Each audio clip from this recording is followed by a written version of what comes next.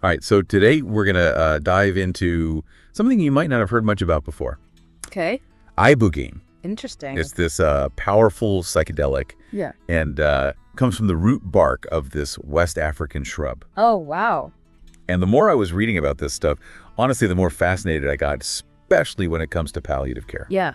So that's where we're going to focus our energy today, looking into how Ibogaine could maybe change how we approach comfort and support for people with serious illnesses. And I think what's really interesting is it goes beyond just physical pain, like it touches on emotional and even spiritual well-being too. Yeah. When we talk about palliative care, what we're really talking about is this approach in medicine that really tries to improve quality of life for people who are facing serious illnesses, often, life-limiting ones. It's about this whole idea of holistic support, so managing pain and symptoms, and then also really addressing those emotional and spiritual challenges that so often come with these kinds of diagnoses, Yeah. Makes sense, yeah. And traditionally, like a lot of that pain management and palliative care has relied on opioids, right? Exactly. But as I was going through all these sources, it seems like there are some pretty big limitations to that approach. Yeah, you're right. Opioids can be good for short-term pain relief, but they do come with a lot of potential downsides. Yeah. There's the risk of dependence and tolerance, and, the side effects can be pretty rough. Oh, yeah. And something that's really important is they don't address that, like, emotional or even existential suffering that so many patients go through. That's a really key point, I think. Yeah. Like we're treating the physical stuff, but not acknowledging the whole person. Yeah. So where does this Ibogaine come in?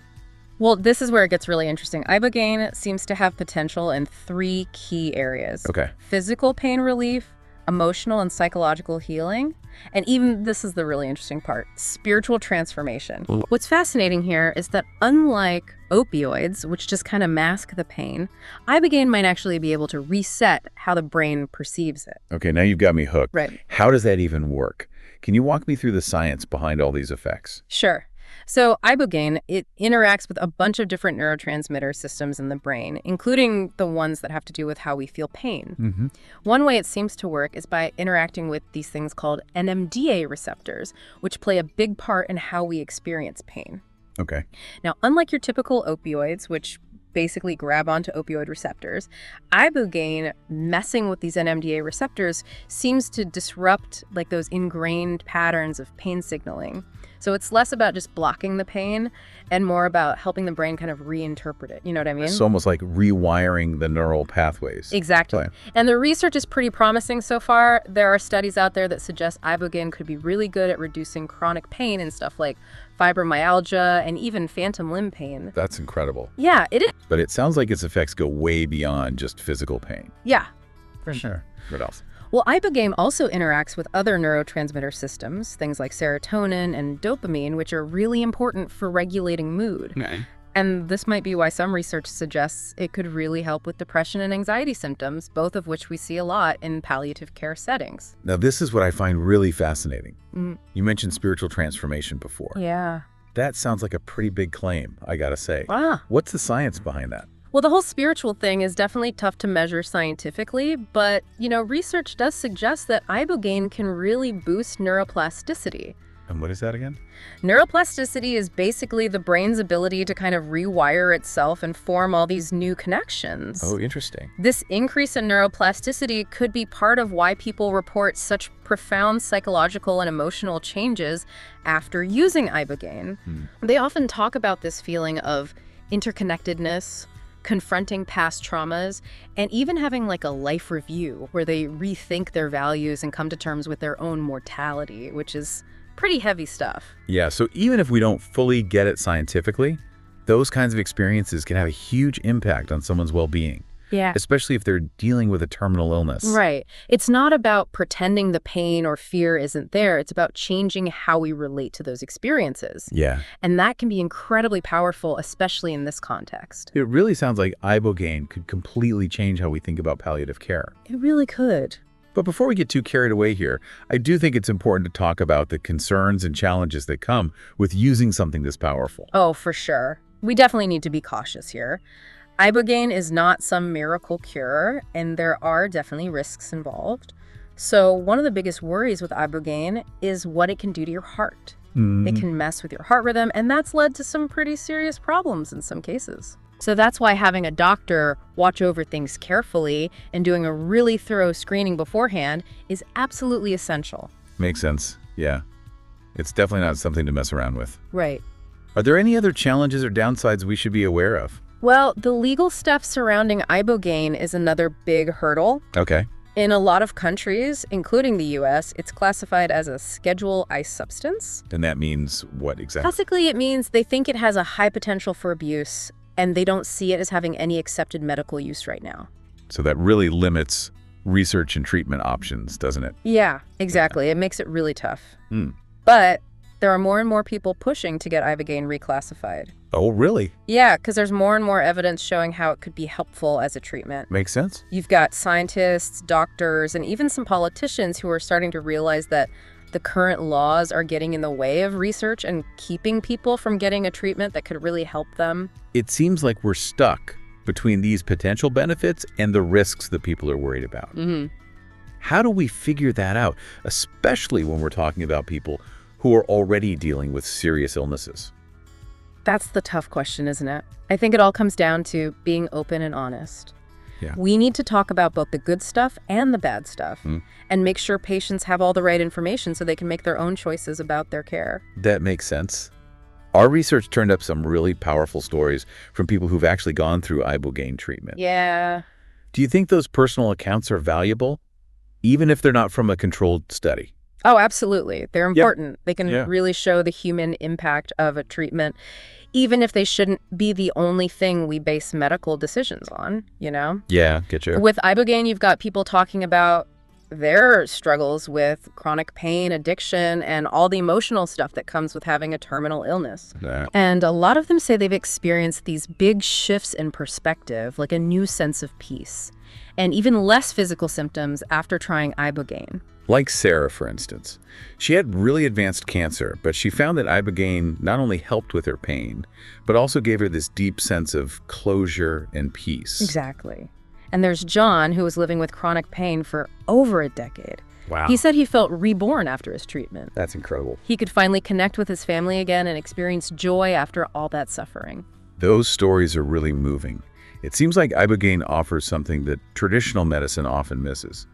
A way to deal with not just the physical parts of an illness, but also the emotional and spiritual needs of the patient. Yeah, you're right. It's all about treating the whole person, not just the disease. That's what could make Ibogaine so groundbreaking. So if Ibogaine really could change the game in palliative care, what does the future look like? What are the next steps to really explore its potential and tackle those challenges we talked about? Well, the first thing we need is more research. We need those solid clinical trials to really understand how safe Ibogaine is, how well it works for different conditions, and what the long-term effects are. Right. We need to go beyond just those personal stories and build a strong scientific foundation for using it in palliative care. Makes sense. But research takes time and money, and right now, that legal stuff we talk about is a big obstacle. What can we do about that? We need to keep talking about it and getting the word out there about what Ibogaine could do. Okay. And we need to push for changes in those laws that are holding things back. Right. There are already groups and people working hard to change how we think about psychedelics and show how valuable they can be. And there's more and more scientific proof to back them up. It feels like we're at a crossroads. We have this thing with so much potential, but it's caught up in these legal and social barriers that are keeping it from being used more widely. How do you think we can move forward responsibly with all this? It's going to take a lot of different approaches. We need scientists to do the research, policymakers to be open to changing old laws, and doctors to be willing to learn about new treatments and use them. Yeah. And maybe most importantly, we need to talk openly and honestly about death and dying, not avoid it, you know?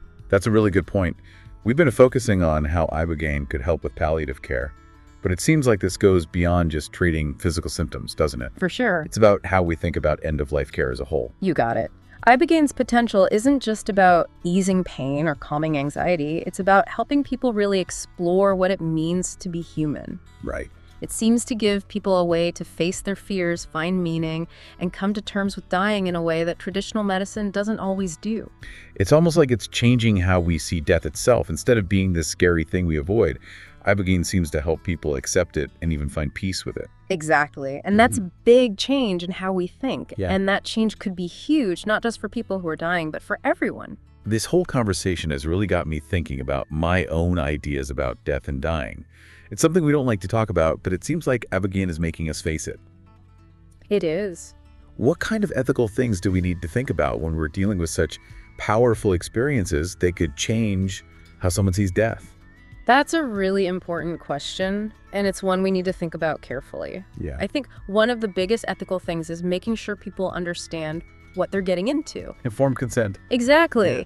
People need to know all the risks and benefits of Ibogaine treatment before they decide to try it. And, we got to be careful about pressuring people, especially when they're already going through a tough time. Yeah. Ibogaine shouldn't be like a magic bullet or a guaranteed fix. Right. People need to be able to make their own choices about their care without feeling like you're being pushed or tricked, Absolutely. Respecting people's choices is so important. Yeah.